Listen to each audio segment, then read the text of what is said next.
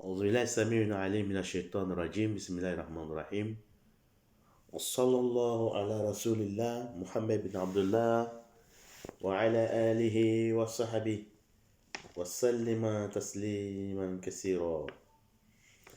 Chers frères et sœurs en islam, nous remercions Allah, nous le glorifions. Nous demandons à Allah sa bénédiction, salut, paix sur le prophète Mohammed ainsi que la famille et tous ceux qui vont le suivre jusqu'au jour de la résurrection. Amin. Leçon du jour, hadith du prophète sallam. Les rappels du jour, hadith rapporté par Aïcha radiallahu ta'ala anha, qu'Allah l'a gré, Aïcha, la femme du prophète, notre mère. Il dit le prophète Mohammed sallam, il faisait le ruqya, il disait dans son ruqya, il dit Amsahu al-ba'asa. Amsahu al-ba'asa. En disant, je essure la douleur. Rabbin Nas, maître des gens, Allah. Biyadika shifa'u. C'est seul dans ta main se trouve la guérison. La kashifallahu illa anta. Personne ne peut enlever cette maladie sur cette personne sauf toi, Allah subhanahu wa ta'ala. Donc c'est ce qu'il disait. Amsahu al-ba'asa.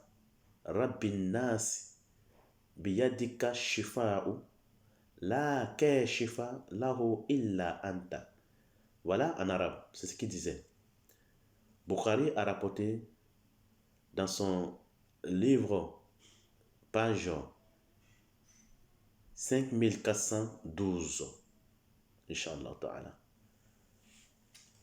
Donc, chers frères et sœurs en islam, les sels numéro 2. Le sel numéro 3. Le sel numéro 3. Donc, nous allons vous parler du sel encore aujourd'hui. La posologie du sel numéro 3. Les mêmes sels qu'on a cités auparavant. Ça, seulement pour les femmes. Uniquement pour les femmes. La femme, elle remplit la main du sel ou elle peut prendre 2 cuillères à soupe du sel, 2 cuillères à soupe du sel ou une poignée de sel. Elle renverse dans de l'eau chaude dans un récipient ou dans un seau jusqu'à ce que ça fonde. Jusqu'à ce que ça fonde. Et après les rapports conjugaux, après le rapport conjugal, elle lave son sexe avec. Ça rétrécit le sexe de la femme. Donc son mari le trouvera toujours, le mari de la femme la trouvera toujours comme une jeune fille. Donc ça rétrécit le sexe de la femme. Et le mari, à chaque fois quand il vient faire les rapports conjugal avec la femme, il trouve la femme toujours jeune. Donc ça évite à l'homme d'aller chercher une autre femme.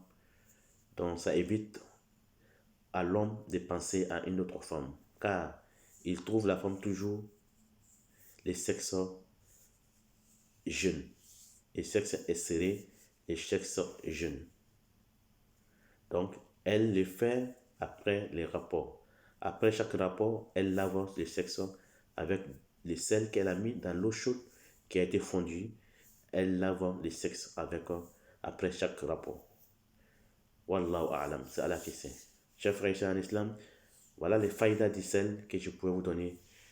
Wassalamu alaikum wa rahmatullahi wa barakatuh.